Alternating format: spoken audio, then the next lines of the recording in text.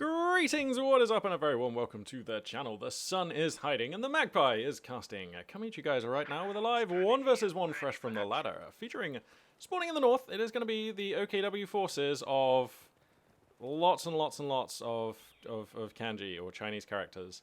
And spawning in the south, it is going to be the Soviet forces of lots and lots and lots of kanji or Chinese characters. So, I guess for this game, we're just going to have to refer to these two players as Axis and Allied, because, I mean, I can read some kanji, but only in the context of Japanese, which this is not. So, yeah, I recognize a few of these, but I'm pretty sure they don't have the same meaning in Chinese, because that's a totally different language, so, yeah. The map, of course, here is going to be Faymonville Approach, and looks like we've got an early commander pick here coming out from our OKW player. He's going to be going for the Overwatch Doctrine, which, yeah, this feels like one that I haven't seen. Overwatch doesn't ring a bell. Actually, no, wait. Yeah. Yeah. Okay. Yeah, no, this one does actually ring. Yeah, I remember this guy. Okay, sure. So anyway, he gets the Jaeger-Light infantry, gets the early warning systems, he gets Goliath. Oh, I love a good Goliath, me. For the Fatherland, the Left 18, and Sector Assault. I dare say this is quite a good map for the Left 18 artillery, actually. Just on account, if I crack the tack, you can see this is not the biggest map, and so the Left 18 artillery will have range over most of the map if you build it somewhere central. So yeah, that will be interesting. Looks like our OKW player here going to be putting down some sandbags to block an access point to this building. There's probably some higher logic to this, which I'm just too bad at the game to know why he's put this here, specifically here. But if somebody could tell me in chat, that would be really useful, because it seems like he could still get in and out of the building just fine, so this is baffling me somewhat. Initial scuffles underway, looks like pretty even field control, nothing to write home about, pretty much nothing significant or super significant happening in the first 2.5 minutes of this game. Looks like triple Volks opening versus triple Conscript opening coming out of these two players. So, yeah, that's the menu. Those are the items from the menu that these two players have selected to use. Wherever Max Schlepper just coming up now for our OKW player. So we're going to see a tech choice here momentarily. Neither player trying anything too pushy out on the map. No dives for any cutoffs or attempts to capture. And actually, I say that. We do have some Volks Grenadiers taking the opposite fuel point here. So assuming this capture goes down, and it looks like it should, we may have double fuel here for a little bit for our OKW player. Wow, okay, geez. I'm going to have to get a new mouse because it is just kind of... It seems to have developed this thing where I hold down middle mouse when I'm like panning around the map, and when I'm doing that, sometimes it just spikes in one direction really hard, so it will just like flail the mouse towards the bottom left or the top right usually, and I'm not sure why that is.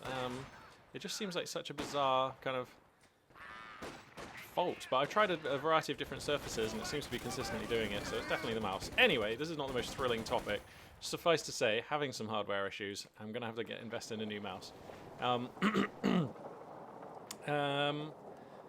mean, there's not a lot going on here, so I'm going to keep talking about... Whoa! You see that? You see that? I did not flail them. That was my mouse glitching out right there. But anyway... Oh, I can hear an MG. Sounds like we've got a Maxim on the field. Hey, he's setting down these trip flares. I used to play with this commander a lot because Goliaths, you can mess with the enemy fallback point. You can, if an enemy falls back a unit and you've got a Goliath on the route, it's just a squad wipe, or at least it used to be back in my day. I don't know if much has changed about that. We've also got a mortar squad here coming out from the Soviet player.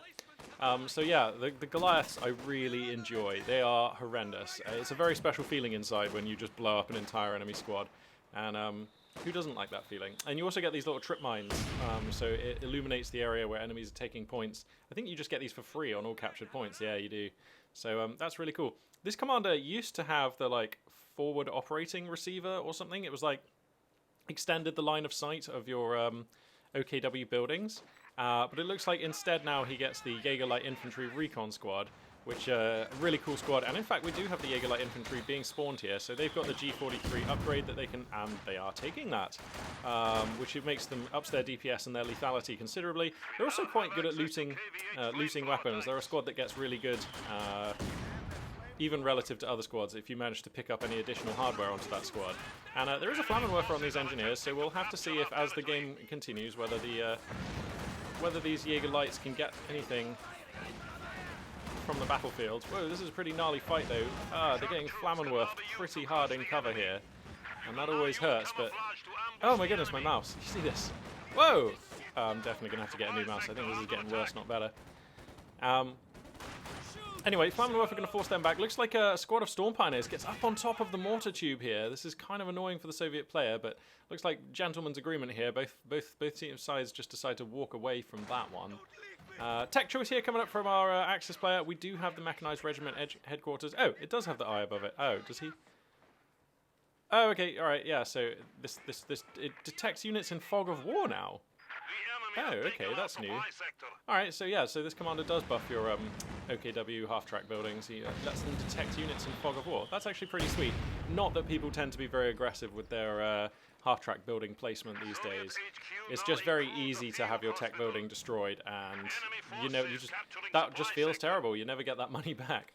So 2 squads now of Jaeger Light Infantry going to be on the field here for Axis, and... do these flares actually kill a unit? Do they kill a model? No, they don't kill a model, right? They're not like the Soviet trip mines. That would be a hell of a buff if they were. So anyway, yeah, obviously we've got the support weapon Campanile here for Allied player, which is why we've got the Maxim and the mortar.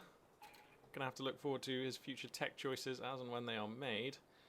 Moment of quiet here. If I crack the tack, we can take a look at the front line. See that the Axis player has got more of the battlefield, so he's going to be bleeding his opponent and reaping a significantly higher, at least munitions income and slightly higher fuel income right now. Let's take a look. So he's at 53, 26 munitions and fuel respectively over the 26 and 23 of his opponent. So nice little resource differential opening up for our OKW player. Plenty of these flares being set off. Yeah, they definitely don't kill a model. Okay, that would be so gross. If they did kill a model, this commander would be broken. I don't know why I thought they did for a minute there. I just heard some guys dying at the exact same time that the flare popped up, so thought that might be it. As ever on Faymonville Approach, getting a heavy machine gun squad into the building in the middle is always really, really dominant in the early game, and if you're lucky, the early mid game if you can keep this building alive long enough. And yep, gonna have the Vickers on in there. Looks like Allied player doing some pretty good work on that. Man, I was not paying attention. Something just like exploded and killed like a lot of those engineers. What the hell was that? Oh my god, I'm such a bad caster these days. Anyway, looks like we've got a Puma coming out, so that's an interesting choice here from Axis. It's a good map for a Puma. There are no especially good targets for a Puma, but I mean it's some pretty healthy anti-tank or anti-armor insurance. So you are somewhat covered against your Soviet opponent's first vehicular choice by going for this Puma. And it's always nice to get some veterancy onto the Puma. I mean, the machine gun on that thing does harass infantry. It doesn't do a lot of damage, but all veterancy on the Puma is worth it. If you can get that Puma to 3 stars, then suddenly it can actually like pose a serious threat to even medium tanks. And that's when the Puma starts being a really, really, really good unit. I think anybody who's played OKW for long enough, like we've all had those 1 or 2 games where you get a Puma and it's just golden, you know, it gets up to 3-star quickly, and then you start picking off Shermans or T-34s or whatever it is, and you can have that Puma just be such a relevant and scary threat the entire game if you just let it survive to 3 stars and then micro it correctly. So we'll have to see what the fate of this Puma is going to be as Axis moves forward in this game. And the Allied player right now still struggling to try and get some work done. The Vickers in central, sorry, the Maxim in central has been displaced. It's probably back at base right now. Yeah, he's coming on forwards at the moment. Puma taking some shots, so it's going to announce itself here. Allied is going to know about this Puma. It's also going to go ahead and choose a commander. It looks like we've got the, is that the NKVD rifle tactics guy? No, it's shock rifle frontline tactics. Also a Zis gun going to be the choice here to help keep this Puma in check. So let's have a quick look here at the shock rifle frontline tactics. We've got the KV-8 flamethrower tank, which we've seen recently on the channel, Wreckin' Face, so we know that that one's a pretty good choice, or at least it can be. This is probably a good map for it as well, very small. Anti-tank ambush tactics, interesting. Shock troops, always useful. Incendiary artillery barrage is one of my favourite call-ins, just because who doesn't like burninating all the guys. And the IS-2 heavy tank, a potential and looming prospect for the late game. So, you know, if Axis could figure out what Allied is up to here, he may be able to put a plan in place to deal with that IS-2, but that's a long way down the road right now, so don't have to worry about it at this juncture. Puma going to come in here and start harassing the Maxim team. That's very nice. Allied looks like pushing out over here in the east of the map. Going to grab the VP, going to secure his own fuel, so good times here for the Soviet player. Scoreline, actually a pretty huge lead for the Axis player, given how pardon me, given how we're only 10 minutes into this game, having like a 120 ticket lead for the Axis forces is really spicy. And yeah, he's being really mobile on the map. Pushing hard here is Axis. Damn, it feels weird just calling these two players like Allied and Axis. But that's what we're going to have to do. So Allied comes forward here, tries to retake mid. Gonna have a light gun? Say what? Okay, so there's been another tech choice. We've got the battle group at HQ who's come out here for Axis, and he's going to be building a light gun. Now, it's been a long time since I've seen a light gun. 270 manpower, so they've gotten a bit cheaper. And the light gun for me is such a bittersweet unit. When OKW first came out, I really liked them, and I really thought that they were like the faction for me. Of course, since then there have been a lot of changes. You guys remember when OKW first came out and they had like reduced resource income, and they had a half track that could convert resources, like convert your resource income, and they had all kinds of crazy switches and beans and just loads of stuff that basically everybody realized is not in the best interests of the game design. And so a lot of those unique characteristics have been taken out for the betterment of the game at large. I'm not saying that we should be playing with OKW in the state that they were released in. But on release, the light gun was actually super scary, very devastating, and occasionally would kill like 2 or 3 guys with a single hit. It was really worrisome. Then it was nerfed considerably, and the way it works was changed. Probably, again, you know, good for everyone. In fact, back in those days, it used to even suppress units. It was so horrible. And then there was like a long phase where the light gun was OKW's only indirect fire option, but it didn't have smoke. It was really expensive. Its rate of fire was atrocious compared to a mortar. The only thing it had going for it was extra range, but it just never really seemed to land hits, or very rarely. And when it did, you know, the hits were no more powerful, or even a bit weaker than mortar hits. It felt a lot of the time. So sometimes it felt like you were priced into purchasing the light gun. For example, if your United Kingdom opponent went for a mortar pit, you had to go for a light gun, and it just felt really bad for the OKW player. And also not having any smoke on that indirect fire piece just makes it so much less valuable than like your average mortar team.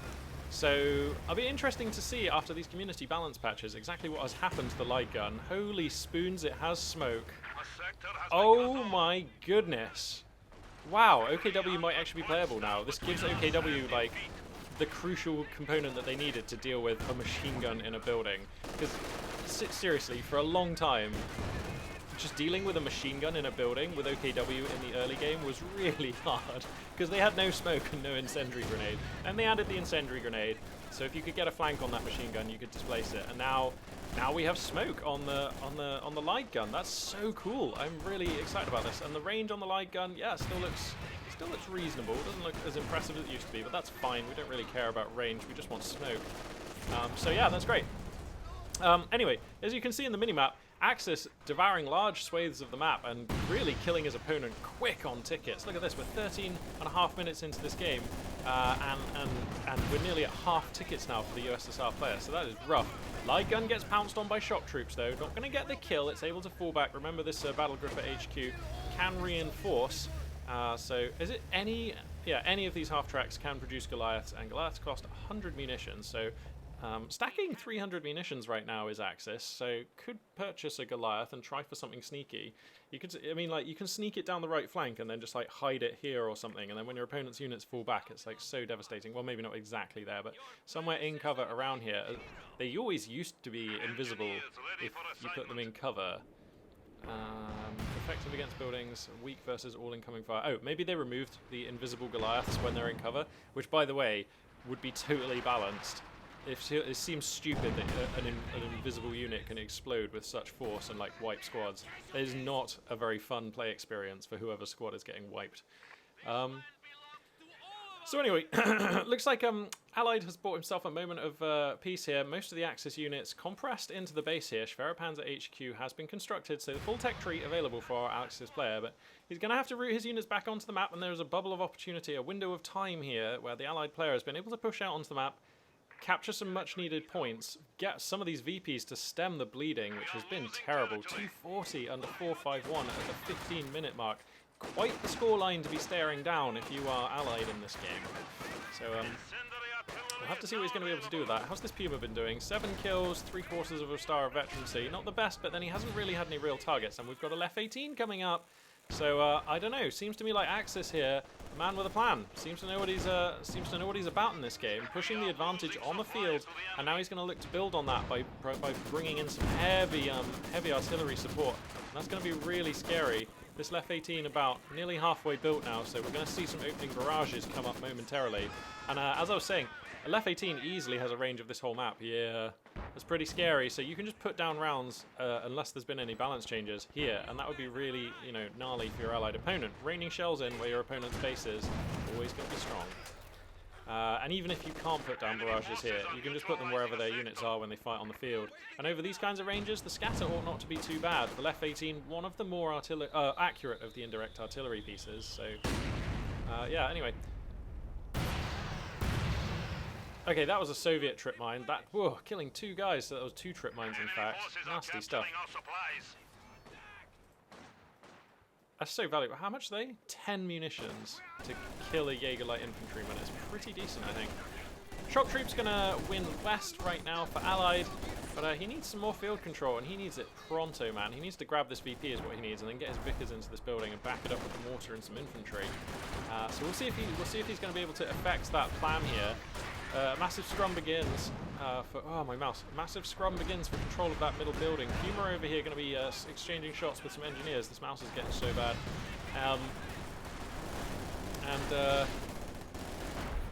Yeah, actually, Allied doing quite well. A lot of these Axis units still back in base, it feels like, being forced into a very small perimeter around the Axis spawn. And that is enabling Axis to move, Allied to move out on the field, grab some points. The Lef 18 going to get harassed again here. Sorry, the Lig 18 going to get harassed again here. Okay, so the Lef 18 barrage looks to have been fired around here. The shells have been landing here for a while. I didn't actually see if they hit anything. I can't see any Soviets crawling around on the ground. So I guess that was a missed barrage. Let's check the veterancy. Yeah, that was a missed barrage, so not the best opening salvo here for Axis. But that does happen. You hate to see it, though.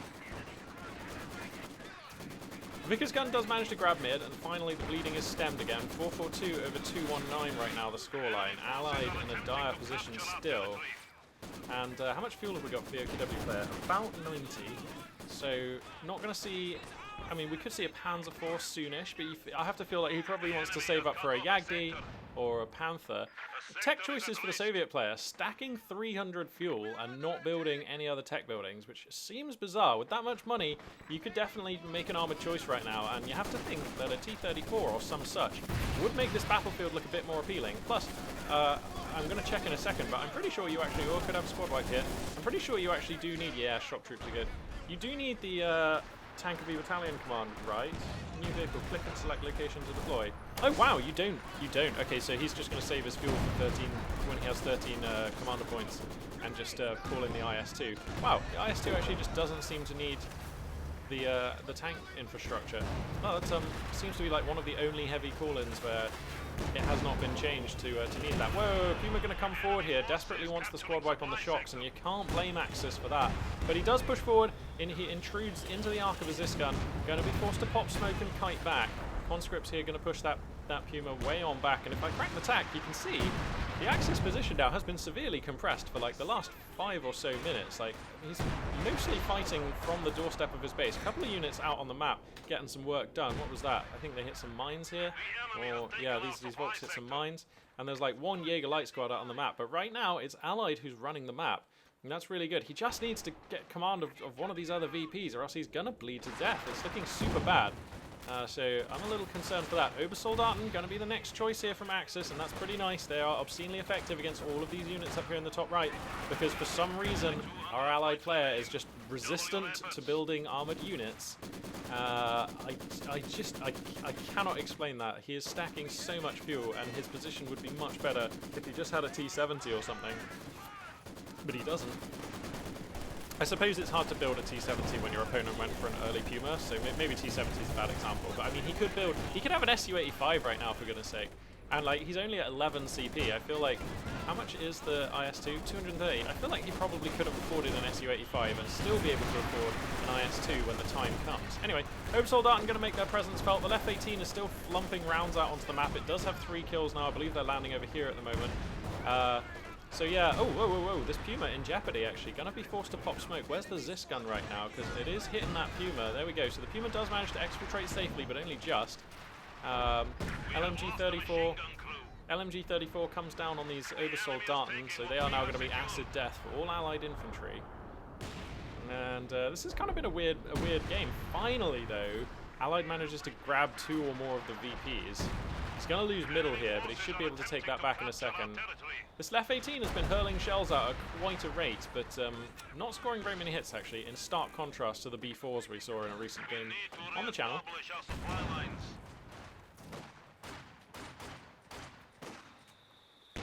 So I guess if the Soviet player can hold on until 13 CP, which he's nearly there now, he can get this IS-2, and then things start getting quite scary for the Axis player. So we've got 1 and a bit stars of veterancy on the Puma. I believe it gets extra AP weapon potency. Yeah, it's at veterancy rank 3, so because that Puma is not veterancy rank 3, I don't really think it's going to be an effective threat against the IS-2. The IS-2's armor is just quite good. Especially, I mean, against the small gun on the Puma. At 3 stars, the Puma has like enhanced rate of fire and weapon potency, and at that stage, yeah, I think it can definitely help against the IS-2. But right now, not so much, so we're going to probably see a couple of hasty Kettenwerfers. Actually, he's nearly got Panther fuel, so we could just see a Panther from our OKW player, and that's fine against the IS-2. So here comes the IS-2, rumbling onto the battlefield with a sort of nice minty camo scheme there. And we're going to have to see exactly what the heavy tank can get done out here. This is a rough moment for the Axis player. He probably knows by now, probably hear the engine. Something's coming out of this fog of war. There it is, going to make his presence felt immediately with a triple kill against a Jägerlight infantry squad. Nice stuff here, getting the Dansak pintle-mounted MG. And this game does look to be turning. For some reason, the Axis player just seems to consistently have most of his units in his base being repaired and rearmed. So I can only... it doesn't look like Allied has taken that many great fights, but he must be wearing his opponent down. Like... dude, these units, let's go. How much is a Panther these days for OKW? Is it the same price as a regular Panther? 185 for the... so I think it's like 10 more fuel than the Wehrmacht one, assuming the Wehrmacht one is still the same cost. So I think you either go for that or you build a Yagdi. You know what? I actually think I prefer the Yagdi. This is such a good map for Yagdis. But I am a sort of like die-hard Yagdi connoisseur. Like I just think the Yagdi is such a satisfying unit to micro, and it vets up so fast if it has a nice target like an IS-2 on the field. But yeah, Allied right now doing everything he needs to redress the balance of control. Has the triple cap, has just single fuel for now, but he's got pretty good resource differential is what I'm getting at. And this IS-2 is just the utter kingmaker on the field. Nobody's touching this thing. A couple of Faust is going to come through, but the armor holding strong right now on the IS-2, so that's not going to be enough. The Puma's going to try for a couple of shots, but that is a wounded Puma right now, so can't be... whoa, he needs to set that to prioritize vehicles. He is wasting AT rounds on a retreating squad of conscripts, which when you are scoping up an IS-2 is not what you want to do. Yagdi! Gonna be the choice here for Axis, and I do like that. He also has managed to break out a couple of squads here. Oh, those OKW are not capping. There we go. Manages to break out a couple of squads here and starts getting some work done at long last in the west. This mortar tube, though, up to 2 stars with only 1 kill. But yeah, putting in some work there is that mortar tube. The IS-2 probably going to want repairing in the near future, and the Puma is repaired. Okay, so with the Yagdi out, okay, then I feel like Axis has to try and take the field, because like look at the minimap. His position right now is so compacted. You can't just sit in your base throwing left 18 rounds. You have to hold the VPs. Oh, come on, mouse. So it's kind of on Axis to get something done right now. When this Yagdi comes out, this is his moment. Oh, he managed to grab himself a Maxim. That's going to be really useful. Okay, so the IS-2 gets repaired. The Yagdi rolls out onto the field. This is the weird eyeball camo. So that's a silent Yagdi. Listen to that, no engine. Weird. Okay, Yagdi, what you got? Careful now. Here we go. Whoa, he's kind of cornered though. This would be much better if this Yagdi was here because he can reverse these here. But anyway, he should be fine there. Whoa, you don't want to get your Yagdi's engine popped here, bro. Let's kite back. Let's kite back. Nice. Where's the Puma? The Puma needs to be active. The Puma is not active. It's sitting there with its rear armor facing the right. The Puma! Be active with the Puma! I feel like the Axis commander is...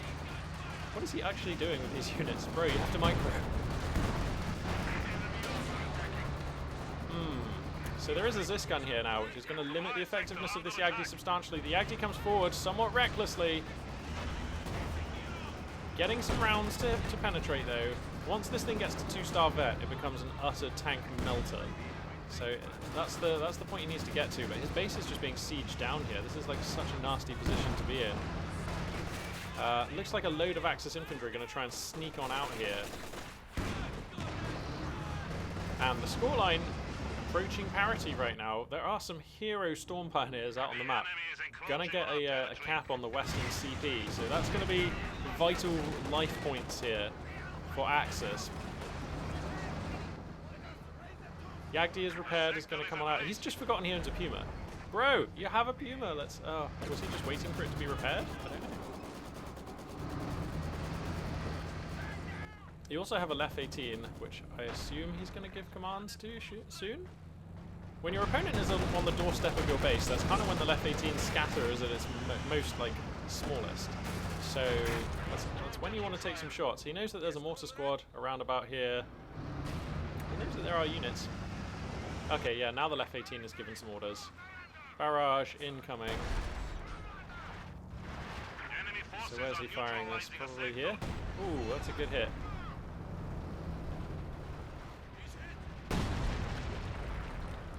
Okay. Well, I guess these next few fights just come down to the Yagdi and the Puma versus this IS-2 and how the supporting infantry does against each other, but I just feel like for some reason Axis was doing really well and then just got really complacent and compacted into their base, and I'm not really sure what changed. It feels like the last 2/3 of this game, after the opening phases really, Axis has just been so compacted, like not really had any real map presence to speak of, and yeah, Soviets just going to reclaim this VP. Axis going to try and take mid, but you have to actually take that. This is just a really rough spot to be in. Whoa, the Puma just comes ranging out onto the map. There could be mines out here. I suppose he does have a detector on these Storm Pioneers. But yeah, that's risky. I think that this Puma is going to be an important part of your anti-IS-2 plan moving forward here. So you don't want to lose it recklessly. Vic is doing a good job of defending the middle VP, which you do have to capture. No?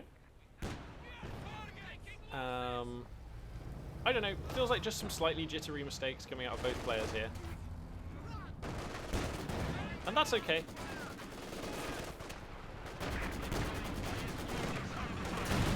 Oh my goodness, the IS-2 is just such an infantry mulcher. The Yagdi comes forward and tries to sneak in some more shots, but I think it's a vet 2. So it gets improved optics, durability, and sighting. And yeah, vet 3 is rate of fire, so he's doing what he needs to do, is just taking shots on this IS-2. He just needs to vet this thing up. And it would help if he had the targeted shot, the aimed shot, come in from this Puma to get a nice hit on the IS-2. But there's a Zis gun here, so you gotta be careful, bro. Oh! Ding! Gets a shot with the light gun on the Puma into the rear armor of the IS-2, but this thing's so armored. There's going to be a bounce right there. Plenty of Axis infantry getting work done on the map at last over here in the west.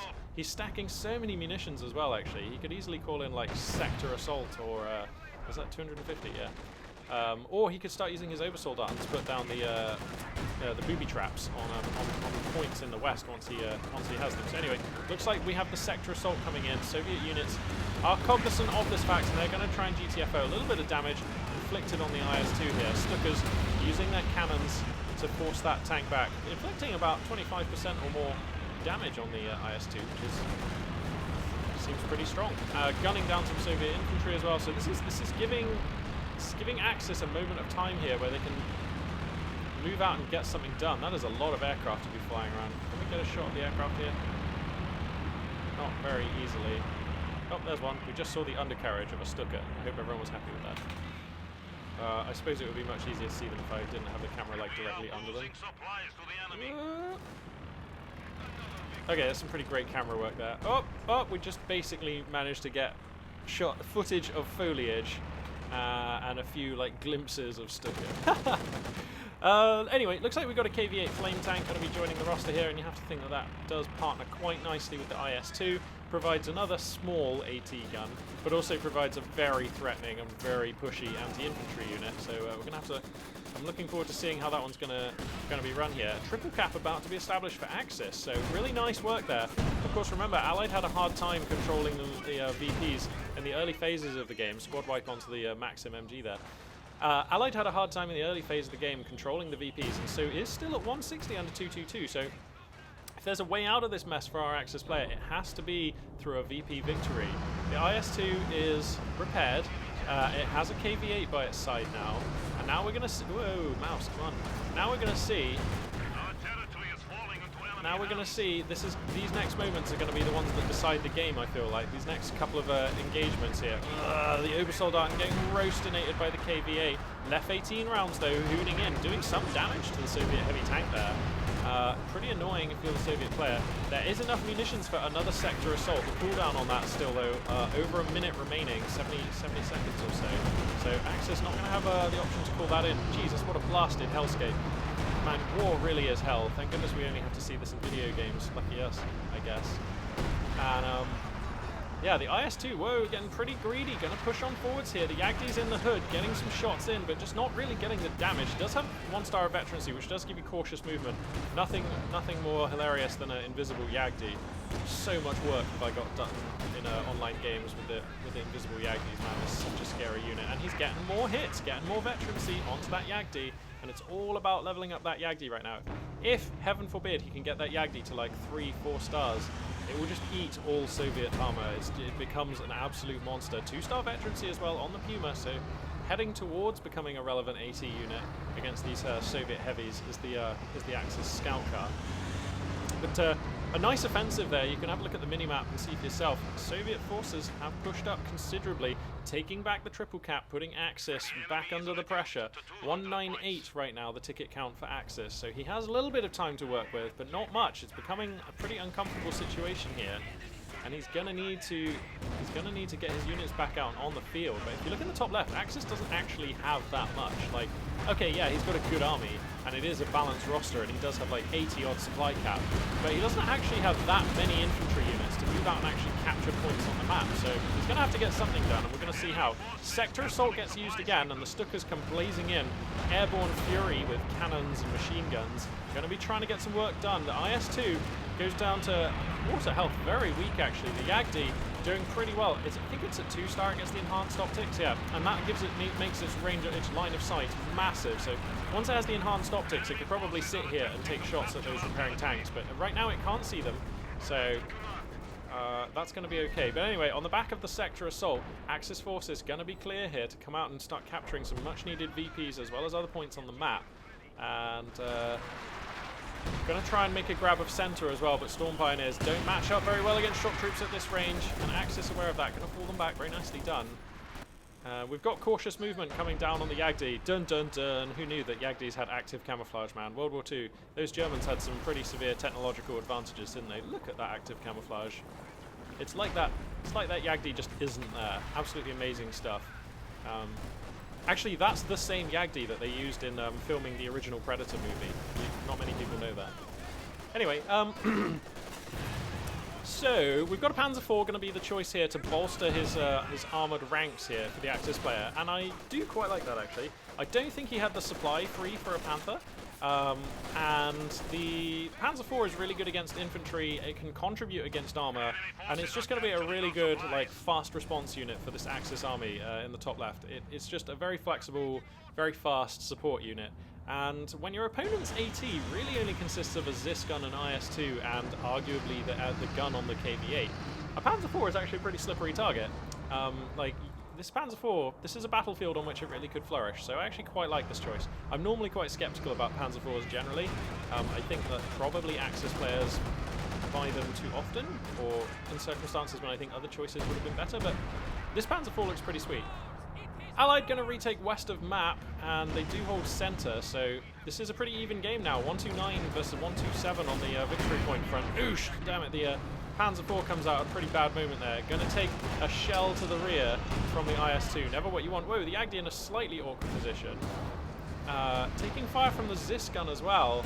That Yagdi in a dangerous position is going to GTFO as quickly as possible. You cannot be losing this Yagdi. I think if the Yagdi falls, the game is essentially over at this point for the Axis forces. 2 stars on this Lef 18 with 15 kills, by the way. Worth keeping an eye on. Hasn't been quite as efficient as some certain B4s that I've seen built in recent times, but has been thunking out shells reliably and incrementing damage onto the Allied forces. Sorry. It's up to you whether you think that's worth it. T-34 coming out onto the field, and I like this T-34 for all the same reasons that I liked the Panzer IV. It's a flexible, mobile, fast support choice that's going to be just a welcome reinforcement to this entire Soviet army, and it's also going to help be able to close the deal against the Yagdi, or the Panzer IV, or the Puma, as and when opportunities arise. So yeah, I like the T-34. My only problem with the T-34 is it does have less armor than the KV-8 and the IS-2. And so it is possible that it would actually feed veterancy onto the Yagdi. Oh, caustic smoke here, going to come down onto this machine gun, and then these guys, what are they? Jaeger Light Infantry, 5-star Jaeger Lights, just going to come and sit in the caustic smoke. Oh, they love it. They don't love mortars so much though, and they're going to try and get the capture on this point. I don't know why he's risking so much. This is a dead squad now. That smoke's going to fade. Hey guys. Oh goodness. Run. This is the run of the 5-star Jaeger Light. Yeah, nah, he's not going to make that. Oh my goodness. Anyway, okay, this is what I mean. The T-34 managed to get the flank on the Yagdi, crucially dragging its rotation there. The main gun is destroyed. This is massive right now. Soviets starting to make plays, but the T-34 goes down. The Yagdi still stands. He needs to reverse that right now. 3 stars comes down onto the Puma. So 3-star now means that this Puma is a serious threat. It can start plinking damage onto these tanks. There we go. See, look at the difference straight away. That Puma now is seriously scary, and it can use its aim shot. I believe at 3-star it also has enhanced range. Am I right? Potency, rate of fire. Okay, so range doesn't come down until Vet 4. Okay, cool. Yeah, once you get a Puma to Vet 4, it's like it's actually basically a tank destroyer. It's like so good. Anyway, the Yagdi in desperate need of repairs, and until this Yagdi is functional. Whoa, I missed the Panzer IV going down somewhere. Oh, that's totally my bad because I'm an amazing caster. But yeah. Forensic casting mode engaged. I'm just looking for like there. Oh my god, it's actually salvageable. Okay. I feel like it's beginning to come undone a bit for our Axis player. He doesn't have field control. He's 50 or so tickets behind in the scoreline now. He has only 80 tickets left, which is not much time to work with here. The IS-2 goes unanswered. Soviets have a strong position in center and are capping west. There's not a lot of Axis infantry available to take back these victory points. And I kind of think like we might be seeing the final moments here of Axis. I reckon he's going to have time enough for one more big play with the Yagdi repaired. It is now 2-star, this Yagdi, and it's going to be repaired, and he's going to have enough time to make a play with it. Oh wow, this Puma getting so brave. It's just ranging out on the field, going to start mowing down shock troops, which to be fair actually feed it a lot of veterancy, but this Puma's just kind of in a reckless position here, unsupported, alone out here, with a Zis gun not that far away, and a lot of Soviet units that would love to get an anti-vehicle grenade slapped onto that thing. Anyway, 50 tickets remaining now. A heroic Axis unit, Volksgrenadiers, breaks through in the east and is going to try and get a VP there. That's going to buy some much-needed time here for Axis. The Yagdi comes forward, 2 stars of veterancy. Going to police the IS-2 back right now. 53 kills on the Soviet heavy, though. Anyway, here comes that Yagdi. He's pushing. He really wants it. The Zis gun damaged. The Puma coming in as well. He smells blood in the water. He's going to have to try and get it through front armor, which is risky. No smoke seemingly available for the Soviet player. The Puma in position. The IS-2 misses its shot. This Yagdi is now out of range and has to back up. The Puma gets 4 stars of vet and may be able to... Okay, this is probably a dead Puma. The Zis gun time enough for one more shot. Where's it going to go? Actually, no, some cunning movement there, and the Puma manages to exfiltrate safely. Now, does he have enough victory points to stay in this game? He he sneaks some pioneers onto west, and he has some squads taking mid, so Axis not dead yet. Oh no, but here comes the KV-8 from an unexpected angle, takes out the Puma. The Yagdi rotated terribly now. This gun is in its arc. The Yagdi on its last legs. He needs to just run that out of there, reverse for all your worth, and there we go. The Ziskan going to get the killing blow on that Yagdi, and with that, the final hopes of Axis in this game, you have to think, snuffed out. He has enough to buy like a Panther soon. He doesn't quite have the manpower, but it's not going to be soon enough. He needs the units now, and he has lost them. And you can't really fault Axis too badly. I mean, I'm just going to go ahead and say, and move to post-mortem casting. I think that probably was the game-defining moment right there. I don't really see how you deal with all this horrendous Soviet shizzle with the few remaining units. There we go, yeah. And Axis knows it. He's going to choose this moment to leave the game. A well-fought battle there by Axis. My one criticism is that for large swathes of the late early game and the mid game, it felt like Axis' position was like compacted right around his base, and Allied had like rampant field control, and I'm not really sure why that was. It just kind of felt like Axis was not making the right... He had the units to be active on the map, and I didn't hate his composition. So it seemed weird to me that that he was fighting on the doorstep of his base for so long. There was even at one point a Ziskan sieging down his tech buildings, which is like the sign of a game going pretty badly usually for OKW. So that's the thing that I don't really understand about this game. I might have to go back and watch this cast myself just to figure out exactly how it was that Allied were able to leverage that so well. Because in the early game, Axis had like a triple cap, had really good field control, was doing fine, and then it seemed like there were no major battles or squad wipes, and then he just sort of decided to, or seemed to play a much more bad position, basically trying to fight from his base. Then of course the IS-2 came out, so the gamble from Allied, which was to save up for that unit and just not buy any other fuel units in the meantime, the gamble kind of paid off. The IS-2 came out and it was pivotal in this game. How many kills? 33. Oh, aha, I misread that. I thought it had 53 earlier. 33 kills at the final close, and this IS-2 definitely defined the character of this game. The Puma was able to reach 3 stars, but not timely enough to really police any of these units. And to be fair, even at 3 and 4 star, the Puma does fare much better against medium tanks. If you're firing at Shermans and T-34s and things like that, the Puma is going to be racking up kills all day. But when you're dealing with KV-8s and IS-2s, it's just never going to be as efficient, even though it can threaten those units.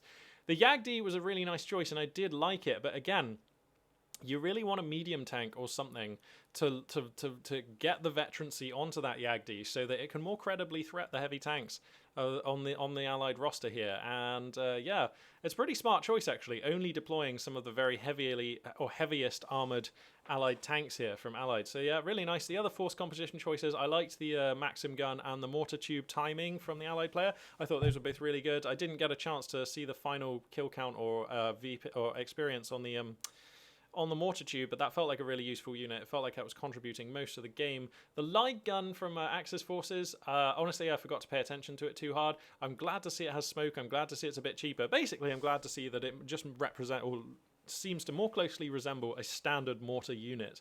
So I'm just really glad that OKW have that, and I'm looking forward to playing OKW. Haven't given them a try since I've come back to the game, and they seem really cool now. So anyway, very much enjoyed that battle. A good close tense affair at the end there between these two players. 40 minutes, about your average length, I suppose. And yeah, I guess that's going to conclude this replay. Thank you very much for watching, and this for now is Magpie842 signing out.